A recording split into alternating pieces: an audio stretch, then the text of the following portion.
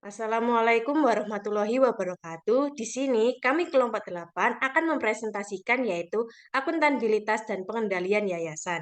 Pertama-tama, perkenalkan anggota kelompok kami terlebih dahulu yaitu ada saya sendiri Francisca Pristiawanti dengan akhiran NIM 1158, kemudian ada Yuswita Amanda dengan akhiran NIM 10, dan yang terakhir ada Salsa Dwi Oktavia dengan akhiran NIM 1126.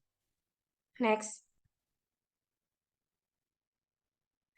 Materi pertama tentang pengertian yayasan akan saya sampaikan yaitu yayasan di sini menurut Undang-Undang Nomor 16 Tahun 2001 yaitu badan hukum yang terdiri atas kekayaan yang dipisahkan serta diperuntukkan untuk mencapai sebuah tujuan tertentu, misalnya di bidang sosial, keagamaan, serta kemanusiaan yang tidak memiliki sebuah anggota.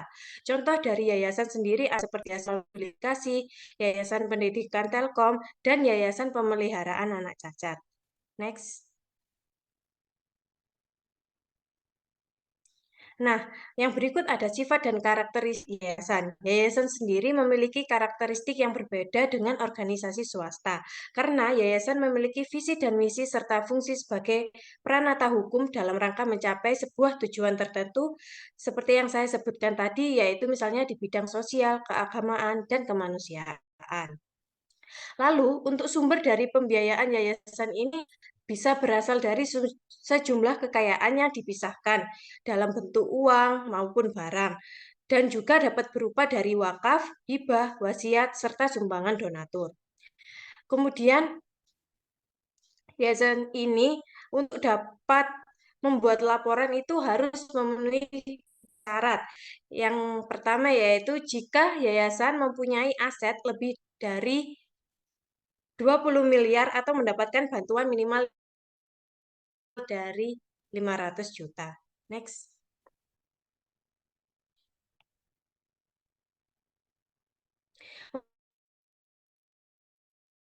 Keuangan yayasan yaitu untuk menyajikan sebuah informasi yang relevan. Artinya, di mana informasi tersebut diperoleh dari kegiatan yang benar-benar terjadi, maka akan diperlukan untuk melakukan laporan. Nah, laporan keuangan ini akan digunakan bagi para pemakai kepentingan dalam membantu pengambilan keputusan. Nah, para pemakai tersebut untuk dapat mengambil sebuah keputusan dari laporan keuangan yang telah dibuat yayasan itu tentunya sangat penting. Nah, laporan keuangan yang biasanya ada atau dimiliki oleh yayasan ini tentunya harus memberikan jasa yang secara berkesinambungan untuk untuk mengetahui mekanisme pertanggungjawaban dan aspek kinerja pengelola. Next.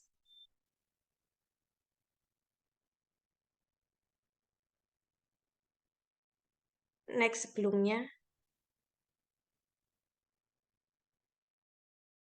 Nah, ketika membuat laporan keuangan, tentunya yayasan harus berpedoman pada sebuah standar. Nah, standar yang berlaku di sini yaitu ada ISAK 35 dalam bentuk akuntabilitas yayasan. Ketika akan membuat pelaporan keuangan ini, entitas non-laba termasuk yayasan harus menganut pada ISAK 35 dalam menyusun sebuah laporan keuangan dan berpedoman pada PSAK nomor 1 maupun SAK etap atau SAK UMKM.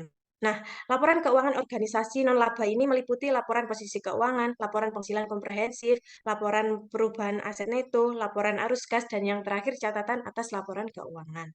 Next. Nah, di dalam membuat sebuah laporan, tentunya yayasan ini memiliki tahap pengembangan sistem akuntansinya. Dalam tahap untuk pengembangan sistem akuntansi ini diperlukan sebuah analisis yang mendalam terlebih dahulu dan dengan cara membandingkan antara perbedaan akuntansi yayasan dan organisasi bisnis lainnya. Yang pertama ada akuntansi untuk sumbangan. Yayasan yang memenuhi syarat untuk mendapatkan status bebas pajak akan ditunjukkan untuk menerima sumbangan. Adapun prosedur khusus seperti yang tertera di layar yaitu Yang pertama ada janji atau komitmen, kedua jasa dan materi yang didermakan, kemudian yang terakhir kejadian-kejadian khusus hak keanggotaan pembina. Kemudian yang kedua ada kapabilitas dan penyusutan aktiva. Yayasan melakukan sebuah pencatatan atas pembelian peralatan dan barang substansial jangka panjang lainnya serta melakukan pencatatan atas penyusutan aset tersebut. Kemudian yang ketiga ada klasifikasi pengeluaran fungsional. Yayasan perlu melaporkan klasifikasi pengeluaran primer dan klasifikasi aktivitas pendukung. Kemudian yang terakhir ada implikasi perbedaan antara akuntansi non-profit dan akuntansi swasta. Dalam praktik akuntansi, yayasan diperlukan keahlian tambahan bagi personil, penasihat keuangan maupun auditor. Jadi, dan pembelian barang-barang serta peralatan yang memerlukan penasihat khusus diatur dengan melibatkan seorang akuntan spesial oleh yayasan tersebut. Nah, materi selanjutnya akan dijelaskan oleh rekan saya. Baik, terima kasih moderator. Untuk selanjutnya yaitu mengenai bagan akun. Ciri-ciri sederhana dari bagan akun ini mempunyai aset, liabilitas, dan juga aset bersih. Akun-akun yang ada pada laporan keuangan yayasan ini menyesuaikan terhadap laporan apa yang perlu disiapkan. Dan juga penilaian keuangan apa yang perlu dibuat untuk melacak informasi keuangan. Yang pertama ada akun penerimaan dan pengeluaran kas dalam laporan keuangan. Banyaknya item dalam suatu kategori akun akan selalu berkembang seiring dengan berkembangnya aktivitas suatu yayasan. Akun yang saling berkaitan akan dikelompokkan bersama dengan nomor yang saling berkaitan. Yang kedua ada menangkap informasi keuangan yang lebih kompleks. Artinya, akun-akun ini dibuat banyak atau berderetan bertingkat untuk menghasilkan laporan keuangan yang lebih rinci. Hal ini menyesuaikan waktu dan keahlian dari staf akuntansi pada yayasan. Yang ketiga ada penyusutan atau depresiasi. Penyusutan atas suatu aset tetap akan terus muncul selama masa manfaat meskipun tidak ada kas yang benar-benar dikeluarkan. Karena kas telah dikeluarkan pada saat perolehan dari aset tersebut. Selanjutnya, biaya penyusutan yang dikeluarkan per tahun atas suatu aset akan diakumulasikan ke dalam akun akumulasi penyusutan. Dalam menghitung biaya penyusutan itu perlu diketahui berapa biaya yang dikeluarkan untuk memperoleh aset tersebut, berapa umur manfaat dari aset, dan apakah ada nilai sisa atau tidak ada dari aset tersebut. Yang keempat ada pajak penghasilan dari usaha yang tidak terkait. Nah, artinya usaha yang tidak terkait ini merupakan usaha lain yang bukan merupakan usaha utama dari yayasan. Yayasan yang melakukan aktivitas non-usaha bisa menjadi non-subjek pajak jika semua pekerjaan itu direlakan oleh relawan. Seluruh barang dagangan itu hasil dari pemberian dan juga aktivitas yang dilakukan untuk fasilitas kemudahan anggota, pasien, dan karyawan yayasan. Next slide.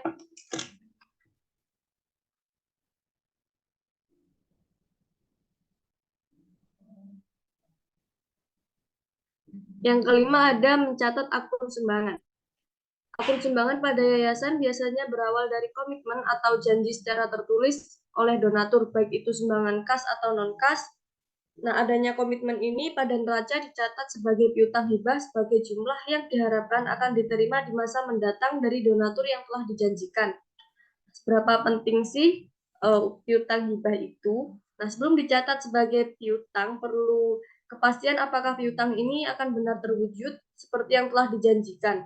Nah, biasanya untuk memastikan donatur menggunakan kata sepakat dan menyetujui. Nah, piutang pada yayasan terdapat piutang yang mengikat dan piutang yang tidak mengikat. Arti piutang mengikat ini jika piutang itu dapat terwujud jika memenuhi suatu kondisi. Saat kondisi tersebut dipenuhi, maka status berpindah sebagai piutang yang tidak mengikat. Nah, contoh soalnya yang pertama yaitu tahun 2000 untuk akuntansi pencatatan piutang hibah. Tahun 2023, Agus sebagai donatur berjanji memberikan piutang hibah sebesar 1 juta pada tahun berikutnya. Tetap juga terdapat piutang hibah lain sebesar 500.000 per tahun selama 5 tahun berikutnya, sehingga totalnya menjadi 2,5. Pencatatan hibah tidak mengikat di akhir tahun 2023 adalah piutang hibah pada piutang sumbangan sebesar 3,5 juta, yaitu hasil dari 1 juta ditambah 2,5 juta. Nah, ketika piutang hibah telah dibayar tahun 2024, maka ayat jurnalnya kas pada piutang hibah 1 juta. Nah, sedangkan untuk mencatat piutang contoh soal Dana 2 juta berupa piutang atau sumbangan yang tidak terikat diberikan ke yayasan selama tahun berjalan, menunjukkan rata-rata 20% dari dana tersebut tidak terkumpul. Akun pengeluaran yang dibuat untuk nilai rata-rata tidak terkumpul ini dibuat dalam satu cadangan untuk piutang yang tidak dapat terkumpul. Ayat jurnalnya yaitu pengeluaran piutang yang tidak terkumpul pada cadangan untuk piutang yang tidak terkumpul sebesar 400.000. Nah, 400.000 didapat dari 20% dikali 2 juta. Nah, cadangan untuk piutang yang tidak terkumpul akan dibandingkan dengan nilai piutang dalam laporan neraca, sehingga hasilnya kurangi 400 sama dengan 1.600.000. Next slide.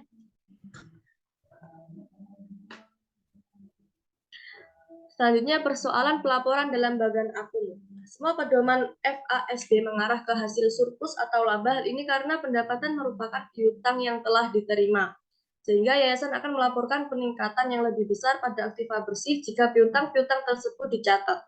Jadi jumlah tersebut akan disalah interpretasikan oleh para pengguna laporan keuangan, yang artinya suatu pengakuan hibah atau bantuan penerimaan harus secara akurat menggambarkan jenis jumlah uang yang disebutkan.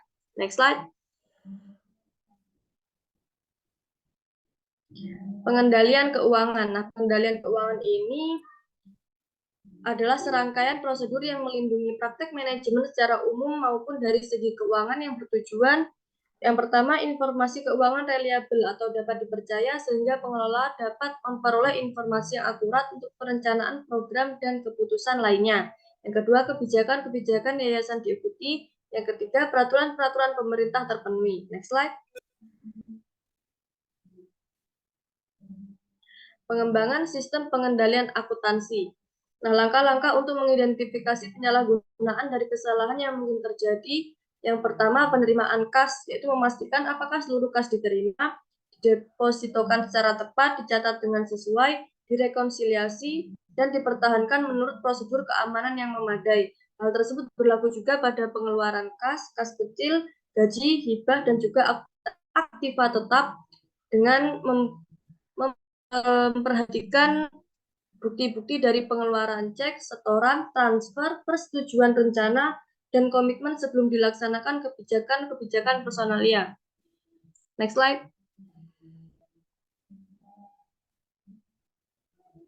Untuk materi selanjutnya akan dijelaskan oleh rekan saya. Baik, untuk materi yang selanjutnya yakni pengendalian sistem akuntansi tahunan. Nah, dalam pengendalian sistem akuntansi tahunan ini, di dalamnya terdapat pengelolaan anggaran operasional, manajemen kas, menyusun proyeksi aliran kas, mengelola dan menghindari krisis kas, di mana masing-masing akan dijelaskan pada slide berikutnya. Next.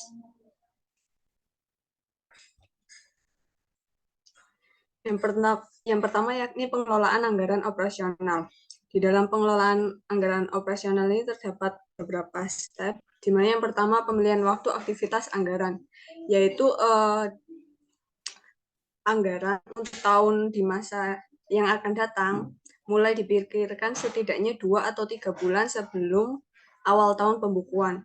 Lalu yang kedua adalah langkah proses anggaran, di mana langkah-langkahnya ini ada 3. Yang pertama, mereview program dan pencapaian manajemen serta pelaksanaan keuangan pada akhir tahun. Yang kedua, perkiraan biaya yang diperlukan. Yang ketiga, membandingkan antara proyeksi pengeluaran dan penerimaan.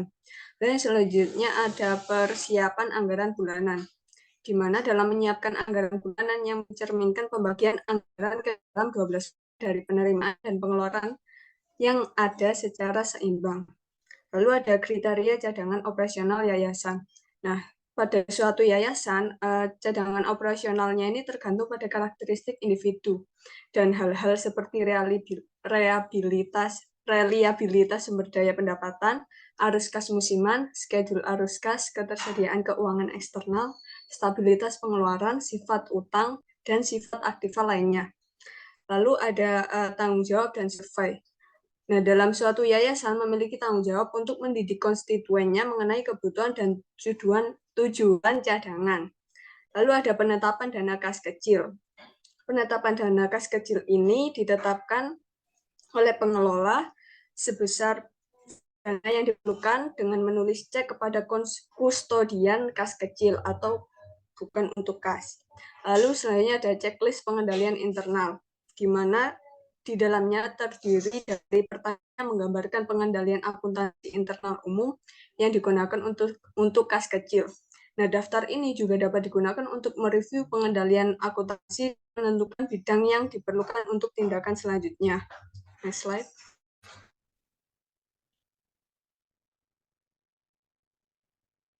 Selanjutnya, manajemen.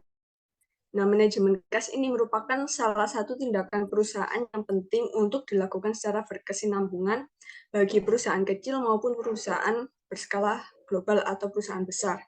Nah, pengertian manajemen kas untuk yayasan maupun untuk organisasi swasta ini umumnya sama. Bedanya itu kalau dan perlu perencanaan ke depan untuk mengetahui apakah memiliki cukup kas atau tidak ketika membutuhkannya. Lalu, apa yang dimaksud dengan kas? Kas pada yayasan merupakan uang yang siap dicairkan di bank atau dalam yayasan, dan bukan merupakan inventaris akun, piutang, serta harta kekayaan. Next slide.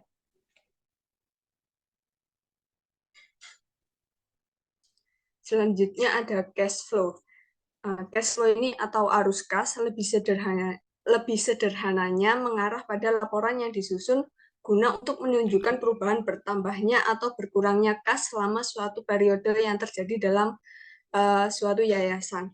Nah, setiap pengeluaran modal selalu mengandung dua aliran kas atau cash flow, yakni net outflow of cash dan net annual inflow of cash. Net outflow of cash merupakan dana yang diperlukan untuk investasi baru. Sedangkan net annual inflow of cash yakni sebagai hasil dari investasi. Nah, selanjutnya menyusun proyeksi aliran kas. Di dalam menyusun proyeksi aliran uang kas atau cash flow ini, setiap perusahaan terlebih dahulu harus menyiapkan data-datanya. Di antaranya itu jumlah dana yang diperlukan, baik dari modal sendiri maupun dari modal luar. Lalu proyeksi pendapatan atau penjualannya disusun dengan rencana penjualan. Lalu rencana produksi dan schedule produksi yang disusun berdasarkan rencana penjualan. Proyeksi biaya produksi yang dapat dikelompokkan menurut biaya produksi. Lalu biaya operasi selama periode proyek yang meliputi proyeksi biaya penjualan dan proyeksi biaya administrasi dan umum. Nah, setelah data-data tersebut disusun, perlu juga diperhatikan saldo kas minimum, lalu pola pembiayaan hutang, dan pola penagihan piutang. Next slide.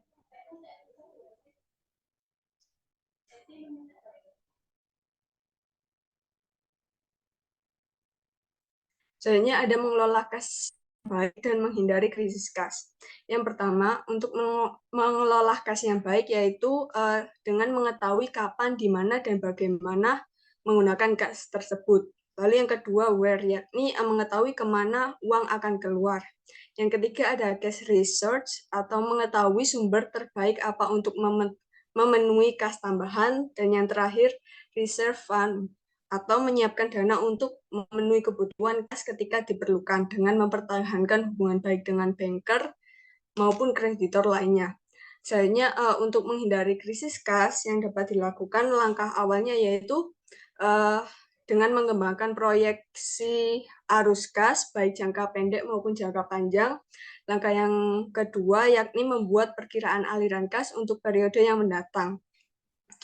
Nah, apabila hal ini dilakukan secara terus, maka kelangsungan bisnis dapat lebih terjaga. Dan apabila semakin sering membuat proyeksi aliran kas, maka akan semakin mudah dan dapat memperkirakan dengan pasti pengalaman yang telah dimiliki. Next slide. Nah, sekian dari saya kembalikan ke moderator. Baik, terima kasih. Itulah presentasi dari kelompok kami, yaitu tentang akuntabilitas dan pengendalian internal yayasan. Kurang lebihnya mohon maaf apabila ada salah kata dan salah perbuatan. Kelompok 8 mengucapkan terima kasih yang sebesar-besarnya and see you.